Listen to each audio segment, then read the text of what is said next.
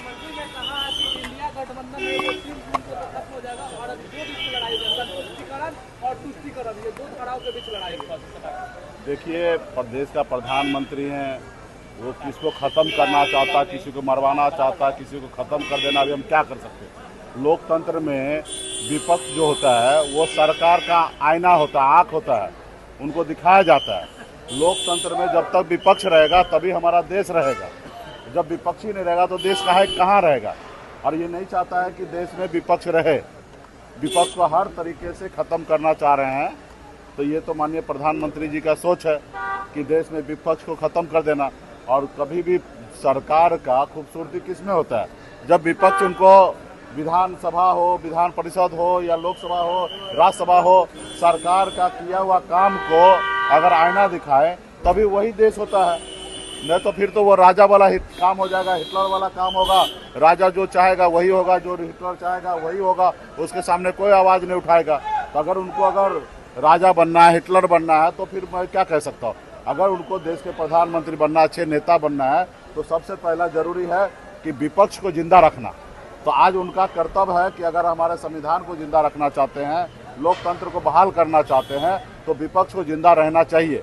लेकिन इन तो अभी नहीं चाहते जिंदा रहे, ख़त्म करना चाहते। देखे ना कि यहाँ पे हमने आपको बयान दिया, बयान से थोड़ा तकलीफ हो गया मोदी जी को, और यहाँ से मुड़े और सिवान के बाद जैसे सीतामढ़ी पहुँचे सुरक्षा गायब हो गया। तो ये लोकतंत्र में सही नहीं है। और फिलहाल मोदी जी कर रहे हैं तो अभी हम क्या कर सकते भाई, वो तो देश के प्रधानमंत्री हैं। और तो है, हमारे देश के जनता को पता है कि सही क्या है, गलत क्या है, और देश का जनता है ना 4 तारीख को निर्णय लेंगे। आरक्षण को लेकर सियासत तेज है। लालू जी ने जब से कहा है मुसलमानों को आरक्षण मिलना चाहिए, तो उसके बाद सियासत तेज है। क्या मोदी जी ने नहीं दिया मुसलमान को आरक्षण?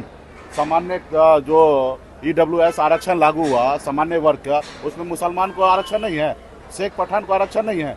ये क्या ये फालतू वाला सब काम कर रहा है। देश के संविधान में सीधा लिखा हुआ है हर जाति धर्म के हर लोगों को, नागरिक को लेके साथ लेके चलना है।